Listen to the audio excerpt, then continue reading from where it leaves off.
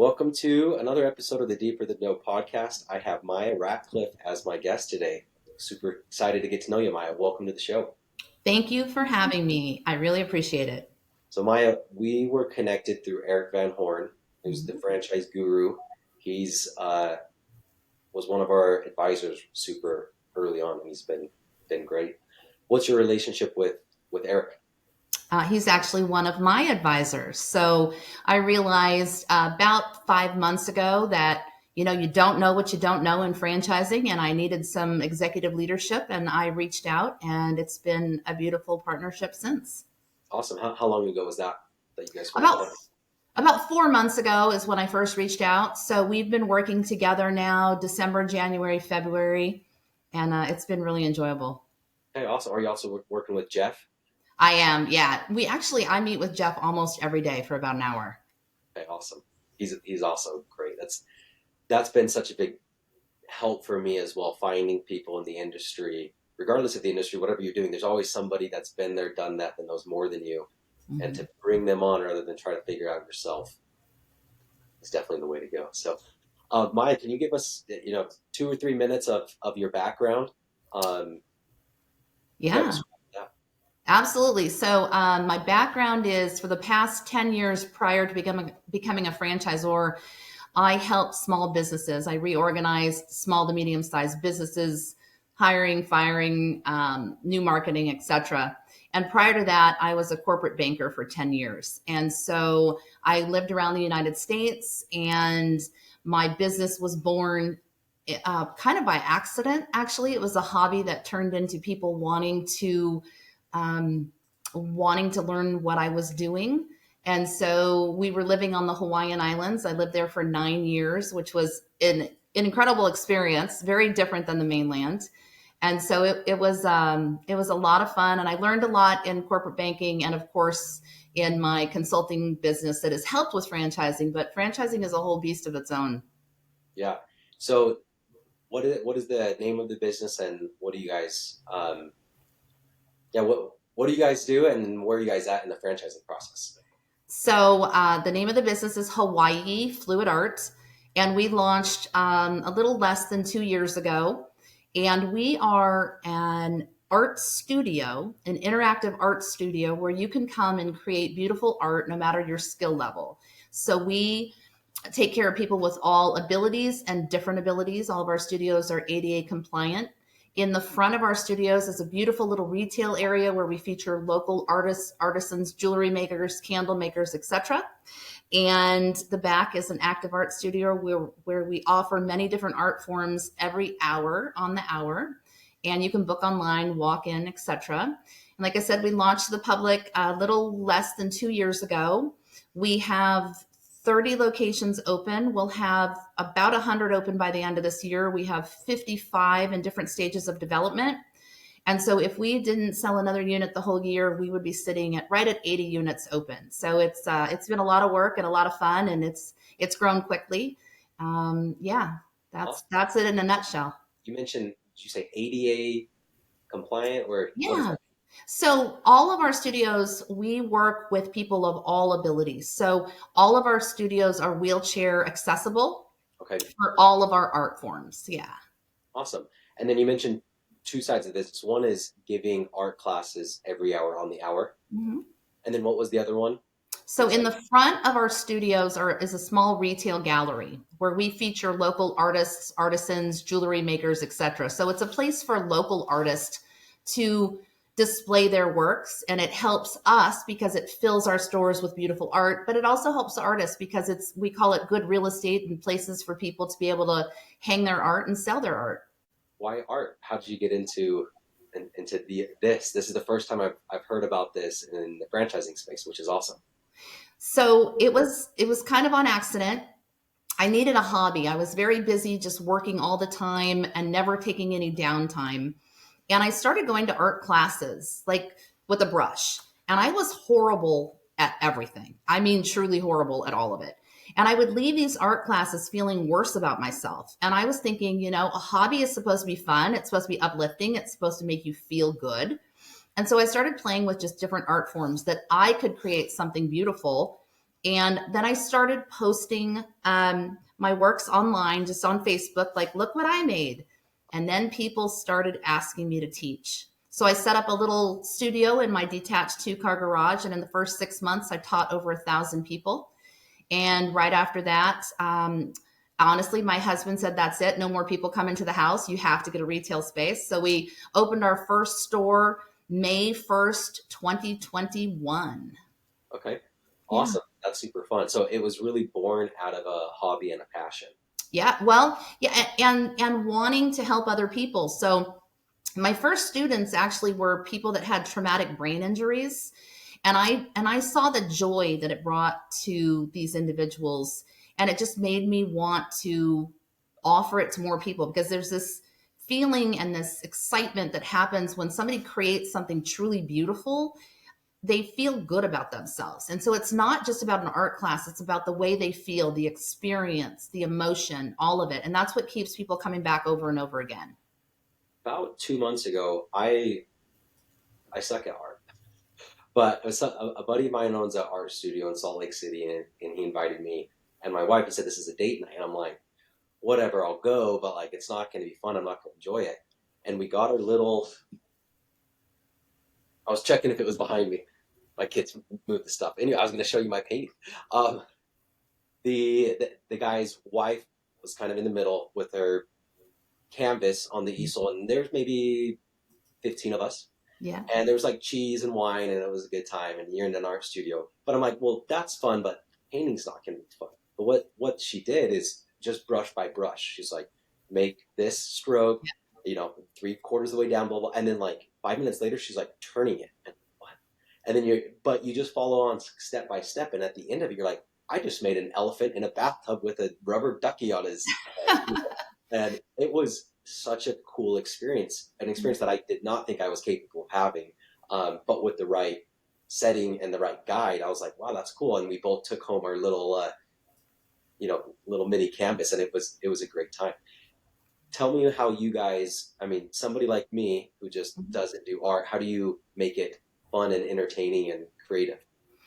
Well, all of our art experiences are very different. So we don't use paintbrushes. We actually layer paint in cups, and then we pour the paint onto a canvas. That's one of our art forms. And then we tilt it around. There's about 20 different versions of fluid art just on canvas. And we have sizes from 12 by 12 all the way up to 4 foot by 5 foot. As a matter of fact, Eric did 3 very large pieces for his home, and he couldn't believe that he did it because they turned out so beautifully. And so we have instructor led experiences. And then we also work with resin, and we make resin tumblers. We do caps. It's called Patch Party, where you can customize a trucker hat or a baseball cap. And so we just have a lot of different options so all age ranges can participate, from 2 to 102. I love that. 2 to 102. What a cool community. That's being created. So you have 30 stores open, which Mhm. was very quick. How did you grow so quickly and find one that I assume they're all franchises or mostly franchised, Mhm. and then also going about and opening them up so quickly? Well, we have a very good team. So my business background helped, and I realized that I needed a strong support team before I even launched to the public. And so what I did is I found people that I trusted, that had excellent work ethics, and we put together a very profound platform for our future franchisees. I had a ridiculous amount of confidence in the brand, and I just knew that we were going to sell 350 of them in the first 5 years. And I remember saying that and people just kind of rolling their eyes. And so we really put in place, the leadership team and I, all of the foundation, everything that's needed, everything from real estate acquisition directors to construction managers. We have franchisee success managers. We have a full marketing team. We have design specialists, and the list goes on and on. And so we are not just an idea and a logo. We are a full service brand, everything from our own online booking portals to a call center, the whole bit. And we put that infrastructure in place before we started launching to the public. Now, obviously, as we've grown, we've improved, and that will continue to happen. So that is really the way that we grew quickly. And then our footprint is very simple. Our build out is very simple. I shouldn't even call it build out. it's more like a refresh, a little bit of paint and some light fixtures in an existing space. And so we have a team that works very well together. And we've just been getting them open left and right. This month we have 5 opening. Next month, I think it's 6 or 7. And they're stacked to open through the end of the year and the next year. That's super, super exciting. Yeah, I guess it does help. Are you not typically having to go through permit processes then? You don't have to do MEP work and go Yeah. back and forth to the Yeah, city? it's not like food. It's a lot easier than food. So I can only imagine what you go through. It's a lot. By anyways, we franchised just over 2 years, 2 years and 2 or 3 months. Yeah. So we are, anyways, it's hard. I love that you are expanding that quickly, and I could tell you that it's hard. At least it's hard for me. Oh, it's hard. It's hard. And you have small children. I mean, my I do. children are your age. I don't even have littles at home. And, sometimes people think that we have a really glamorous job. And I don't know about you, but I'm in there with my sleeves rolled up, working away. And I have a feeling that you are as well. And the constant travel and the demands. But it's a big honor. It's a lot of responsibility. And it's the most exciting thing I've ever done. Yeah, it is. And I, again, kind of going back to, it was born out of like a love for doing that. And I think that is what makes the job so much more rewarding, especially when shit hits the fan, which is typically every day. Every day. So to fall back and be like, well, no, I love doing this. Yeah. If we were to fast forward 1 year, 3 years, 5 years, whatever, how Mhm. would you look back in your life and say, those few years that was successful or it wasn't successful? How do you define success? I think success is about the joy that you bring to other people. I'm not money driven. I love to take good care of my team, but it's really about what I can do for the franchisees and for the students that come into the stores. We really reinvest everything back into the brand, which I think is pretty standard at this stage. So a year from now, there's a couple things. I think looking back, I will think that maybe I should have been a little prouder of myself for the hard work and where we made it through some really tough times. There's a lot of weight on your shoulders when you're a franchisor and you have a lot of people that you want to take care of and give attention to. And long term down the road, I will be amazed that I've reached all the goals, having 350 locations open around the United States. We're just launching our own paint brand, which comes out in about a month, which is very exciting. We have our own resin brand, and we are in the process of finishing up our own canvas brand. And so we've made a lot of progress, and I can't wait to see where we are a year from now, 3 years from now, or 5 years from now. Awesome. I like the what you said about, I should be more proud of myself. And I think that's something that we all struggle, because if you rewind maybe 2 years ago, did you think you would already have 30 stores open? Well, yes, but I'm a big believer in goal setting and doing what you say and say what you do. And I have said from the first day that I decided to franchise, which wasn't even my idea, it was somebody else's idea, and I'll tell you about that in a moment. I came home and I wrote down a list, and these were my goals. I wanted 100 locations open within 3 years. I wanted my own paint brand. I wanted a flagship store in Las Vegas on the Strip. And I wanted to have an incredible team of leadership and amazing franchisees. We have a flagship store on the Strip in Vegas. We have our own paint brand. We'll have 100 locations open by the end of this year. And so I believe in writing it down, repeating it every day, and always looking to the future. I'm not one that dwells on the past. It's like, where are we going? What are we doing? But also enjoying the moment now. And so it's interesting to balance between the now and the future. What advice would you give to someone who's not enjoying the now? Even if we're hitting the goals, but just like you said, it is very hard to go. I'm like, man, I have 30 units open. I should go celebrate rather than I have 30 units. Let me put my head down and open up the next 30, and then you open up the next 30, and then you kind of keep doing that. How do you break that cycle to enjoy the process a little bit? Well, I personally enjoy my franchisees very much. And so I text message them. They send me pictures of their cats or their studios or the beautiful piece of art they made. I have an 8-year-old grandson who I love to spend time with on Sundays. I have an incredible leadership team that I'm just so proud of. And I think that weighing and balancing every day and seeing all the blessings and joy that you have in your life really helps balance out the stresses of being a franchisor and the daily needs and the 20-hour days, because there are 20-hour days. I know that you know this, and there's always fires to put out and new ideas to come up with and implement. And it's so important to just take a little bit of time and stand in the sun for 5 minutes and just appreciate everything that there is in your life currently. Because, in reality, we could have a crappy job someplace and be really miserable. Yeah, I often think about that. I'm like, I couldn't hold any job because I need to be doing something different every day.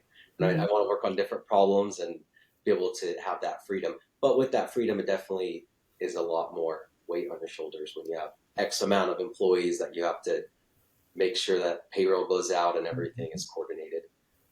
So this next question, you can answer it from business or personal or both. But Mhm. what are the things that bring you most joy and fulfillment to your life?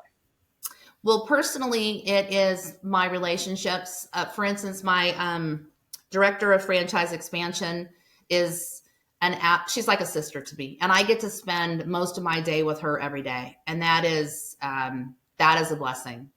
My husband, who's supportive and amazing, and my 8-year-old grandson, who brings joy to me every single time he's around me. So that's on a personal level. On a business level, is, and I'll get a little emotional, I'm sorry, but seeing my franchisees happy and enjoying what they're doing and not tied to something that they really disliked doing for years. A lot of people want to get into franchising because they don't want to be in a job anymore. I don't even say that word. It's called a job. And helping them get to a place that they're comfortable and they're thriving and they love what they do every day brings me a lot of joy and a lot of satisfaction. And so, and achieving goals. I'm pretty driven, so that also brings me joy. That's one of the beauties of franchising. Somebody has a job, or sorry, a job, Mhm. and it's a big leap to start your own business. So franchising is kind of that middle ground. Like, I'm going to start a business, but I'm going to follow a proven model with a Yeah. brand and a team, and it empowers them. That's part early on the Dirty Dough. Before we franchised, I kind of sat down and did my mission statement, and part Mhm. of that was about empowering entrepreneurs, which is, anyways, I just really relate to you on that. Was that, I guess, when did that kind of thought process come up? Was it after you franchised and you started seeing it and you're like, I love this? Or was that Mhm. before you franchised, like, this is the purpose? I know this is what I like. This is going to Mhm. bring me joy and fulfillment to help others. So when I owned a consulting company, lived on the islands, I was helping people every day with simple problems to major problems, and seeing the relief when I would walk in and just put out a fire. I can't solve drama, but I'm good at solving problems. And so that's where I really realized that I was a fixer. I was somebody who enjoyed taking a problem and smoothing it out, building an SOP, a bridge over a pothole, and just really seeing the progression and the excitement in people moving forward. And I knew nothing about franchising before I was a franchisor. I did some research, but the way that it came about for me to franchise was that I do mobile parties. We do mobile parties where we take the party to you. And we were at a well known resort on the islands. And this group of people, very well known actors and actresses who had been taking my classes for months, came up to me and said, Maya, we need to talk to you. And I said, okay. And they said, we have traveled the world and we have never done or seen anything like what you do. And we think everybody deserves to experience Hawaii Fluid Art, and we think you should franchise. And I went home that night and started researching. And I was up at 3 in the morning and I was like, a light bulb went off. And I was like, if I can bring this much joy to people on a little island in the middle of the Pacific, imagine what we could do if we had 350 of these around the United States. And that was it. I was on a mission. Super, super rewarding to see other people, have a positive change. Like, hey, I had a little hand in that. Earlier, Mm-hmm. you mentioned that you're not motivated by money. Mm-hmm. Uh, was there a time early in your career that you were? And then what was the change to make you not so motivated by just pure dollars? I used to be motivated by money. I've always been fairly generous, but I worked my tail off as a real estate broker many, many years ago when I was young. And I went out of the country for a vacation. And when I came back, I had found out that the manager of my business who had left in charge had taken all of the money out of the trust accounts, out of all the banking accounts and everything. And I went from being very comfortable financially to having $6,000 left to my name because I paid it all back. I made sure that everybody was taken care of. I put the money back in the accounts, etc. And I realized that I was just as happy being broke as I was having money. The difference was is that I couldn't take care of other people as much as I liked to or wanted to. And so I'm not driven to succeed for me to have money. I'm driven to succeed for the people in my life to receive the blessings that money can provide. And I think it's a very different because people assume that we have money, like we have lots of money because we're a franchisor. And in reality, we're reinvesting every single penny into making the brand better. And thank goodness I'm not money driven because I haven't had a paycheck in 2.5 years. And I think that's okay. You know, I work for free and I wouldn't change that for anything right now. I was going to ask because you opened up so many and you spoke about your team, your support staff, and having that all set in place. How did you fund it all? Huh. Sold my house, cleaned out my 401k, sold my car, basically every single thing in my life that used to be important to me. I don't want to use the word sacrificed, but I let go of in order to follow this dream. All the way to the point that every credit card that I had or that I have some months is at its limit because you have to take care of the franchisees and that's not inexpensive. You know, my payroll is heavy, but I do it and I have faith and every month it works out. And yeah, it's a lot, but it's a lot of fun. Definitely going all in. So you guys didn't ever raise any outside capital. Mm-mm. Well, I awesome. have bootstrapped the entire thing.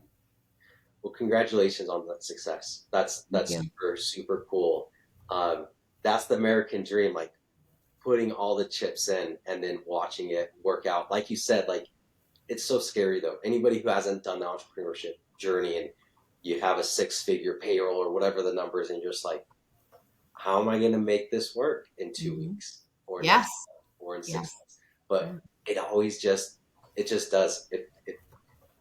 You just keep pushing, and it seems like it always falls into place. So, Yeah. um, going into kind of the mental health side, if you're comfortable sharing a hard time in your life, whether it's with mental health or just stress or XYZ, what was that? And then also speak to any actionable items or things that you did to kind of get out of that funk. Well, actually, I have a very specific time. About 7 years ago, I was just kind of down in the dumps. I couldn't figure out why. I've always been a really positive person, living on the islands, away from family. And I decided that I was going to post something every day. I was going to create this page called Be Happy on Facebook. And every day I was just going to post something like a journal, just something happy, something uplifting, something motivating. And I started doing that every day and it started to change my outlook. I had gotten just kind of negative, just a little, not my normal self. And so over the next 30 days, 60 days, 90 days, I started feeling better. But what was crazy is that these people started following this Facebook page. And within a year, there was 200,000. And within 2 years, there was a million. What? And within 3 years, there's 1.5 million people just in the United States following this page called Be Happy, just to be happy, to have a little bit of light in their day. And I receive, and I don't have time for it now. I still post on occasion, but I would receive hundreds of messages a day telling me, my husband passed away and your page gives me hope. It was incredible. And so it wasn't only my mental health that I was impacting and changing, but literally hundreds of thousands of other people's mental health. And that page is still there and it's just called Be Happy. And I believe that we don't have a cord from the wall plugged into our brain telling us what to think. We have the power to adjust our thinking, and it takes some effort. But if you do it every day and remind yourself every day, then you really can get ahead a lot quicker. Yeah, I'm sure pretty much everybody's had the experience of, usually the example is a new car. You get a new car and then you start seeing that car everywhere because Mhm. you're training your brain to focus on that. I mean, the amount of information our brain takes in on a daily basis, we don't even remember probably 1% of it. Like, we probably see a few hundred cars a day, but we can't tell you a single license plate number because we weren't paying attention. So Mhm. if I'm hearing you correctly, it's really training your brain to pay attention to the positive.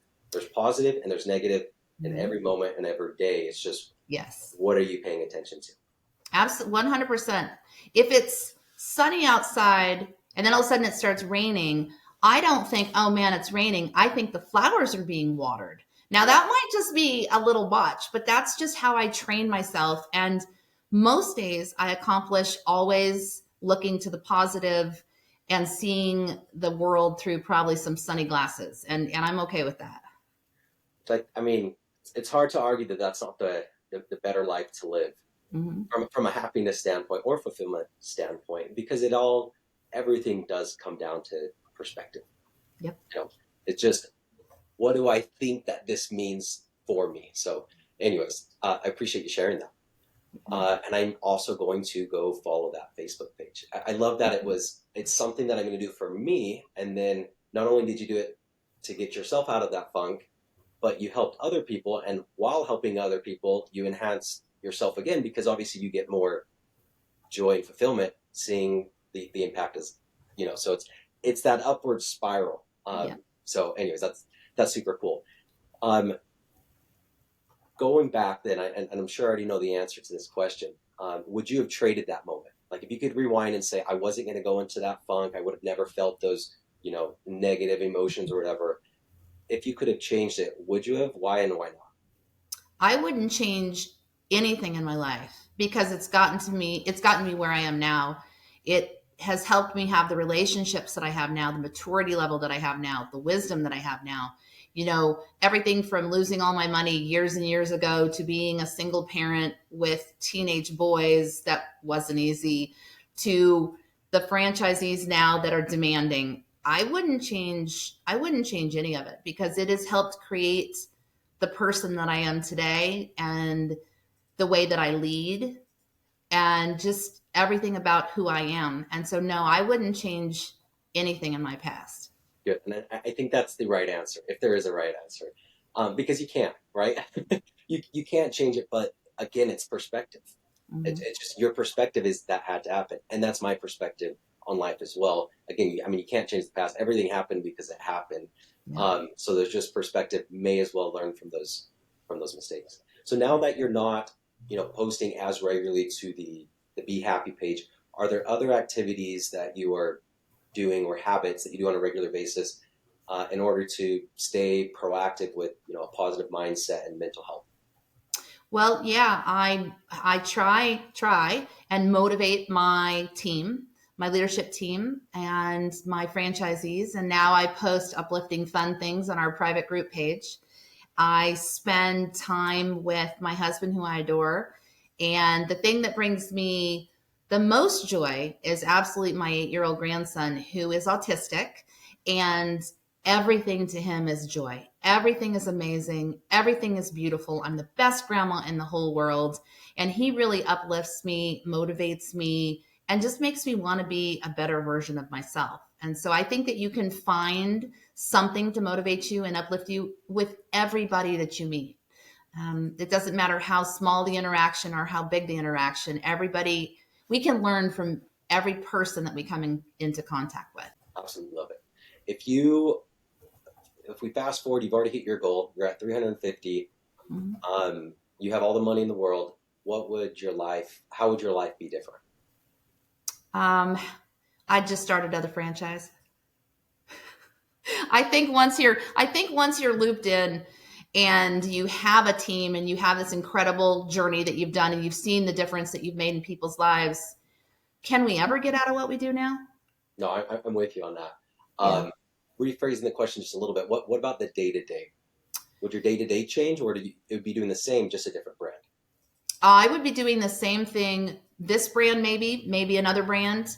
I think the only thing that would be different is that I would take a break and get a massage more often. But other than that, I like the life I have, and I think I want to do it. A paycheck, right? You'd receive one of those Oh now. yeah, by then I hope to be paying myself. Yes. No, I love that, and I like the question because a lot of times, oh, I would be doing, I would be skiing more, and Mhm. the response is a lot of times is like, well, you can do it. You could Yeah, probably get more massages if you I wanted. will. You know, I like that the life that you're living right now is the same life that almost identical to if you had all the money in the world, and that is definitely I think the goal. How do I formulate today's life to be the heaven or the exit or whatever goal I'm setting on? How do I bring those emotions to the present day and start feeling them now? So that Absolutely. answer.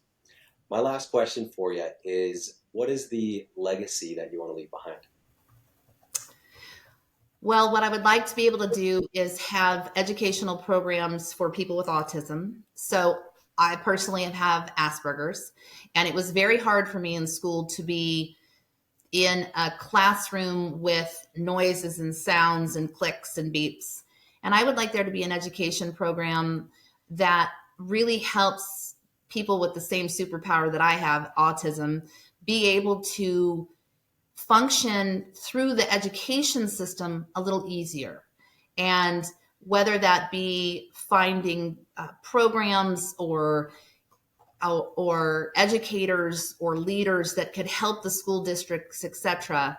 That is something that I would really like to be able to do. I don't know if that's a legacy, but to me, it's something that's important. That when I do have that freedom, that I would like to be able to focus on a little bit more. Awesome. Well, Maya, I really appreciate you coming on the show. I mean, you're so passionate and you love what you do, and I love that for you because you're like, I'm freaking doing what I want to do. And I love that the passion in the business. Like, I came into Dirty Dough because I was an investor and then I bought it, but there wasn't and then I had to integrate mission statement and purpose and how we're doing all of that. And the next time around, I'm going to do it a little bit different, more your path. Yeah. And like one of the regrets that I have right now is I'm pretty big into physical health as well, Yeah. ice baths and sauna. And then I'm like, but I freaking selling cookies. I do want to sell a healthier product. So Yeah. the next time around, I think cookies are great, and obviously you don't eat them every day, but I love that you found the passion and then made the business out of that. So that's amazing. How can listeners connect with you and learn more about you? Obviously, we have to be happy, but yeah, you personally and also the business. I'm on LinkedIn. Anybody can also email me at info@hawaiifluidart.com. And I love to talk to other people and brands and give ideas and help support. So I'm usually available quite often. And I would just say to reach out via email and I'll get back with you. Okay, I appreciate your time. Thank you. You're welcome.